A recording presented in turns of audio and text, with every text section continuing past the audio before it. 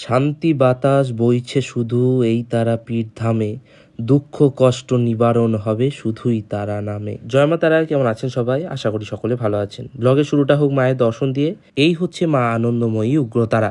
আপনারা মায়ের ভালোভাবে দর্শন করুন। মায়ের কাছে এই কামনাই করি মা সকলের মনস্কামনা পূর্ণ করুক। মায়ের এই অপূর্ব রূপে দর্শন করার পর আপনাদের মনের কামনা কমেন্ট সেকশনের মাধ্যমে মায়ের কাছে পৌঁছে দিন।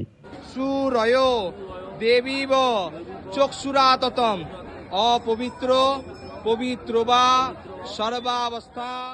এখন সকাল 11টা বাজে। মন্দিরে যথেষ্ট পরিমাণে মানুষের সমাগম রয়েছে। এখনই এক দাদা সপরিবারকে নিয়ে মায়ের কাছে পুজো দেওয়ার জন্য এসেছিলেন।